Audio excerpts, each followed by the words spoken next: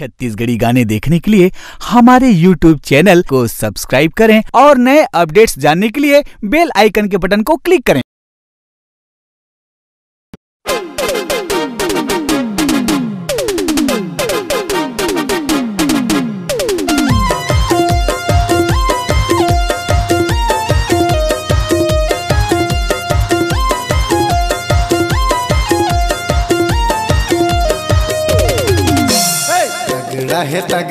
तगड़ा है रे माल झमाझम तगड़ा है ना, तगड़ा है रे माल टनाटन तगड़ा है ना।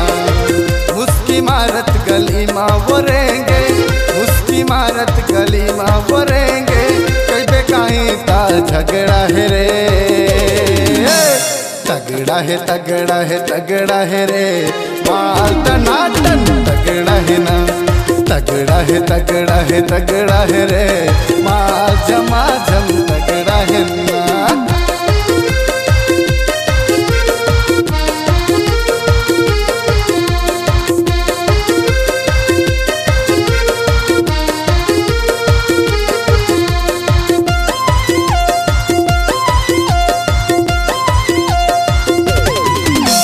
कन्या मये कर सा कब लगे है जैसे गाड़ी साइन, टाप भगाते वेला जी भले पटाते फाइन।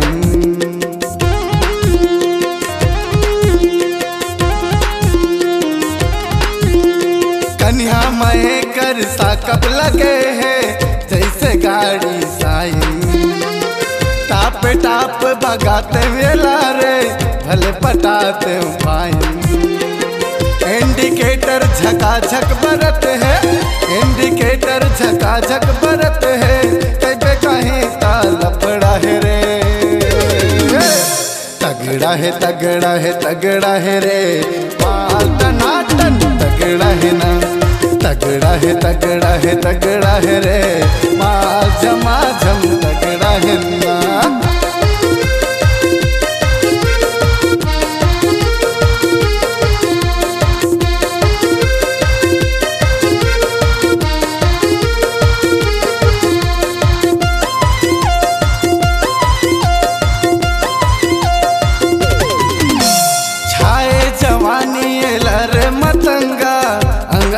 समझागे देख के ला डोकरा महागे छुएम करंट लागे।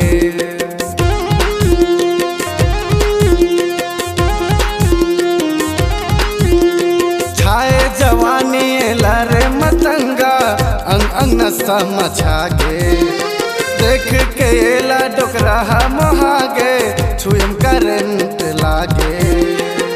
लिच कन्हा कर डोलत है, लिच कन्हा कर डोलत है, छुए मटूरी खतरा है रे। तगड़ा है रे माल टनाटन तगड़ा है ना, तगड़ा है रे माल झमाझम तगड़ा है ना। उसकी मारत गली माँ वो रहेंगे, उसकी मारत गली माँ वो रहेंगे, कहीं ता लफड़ा है रे।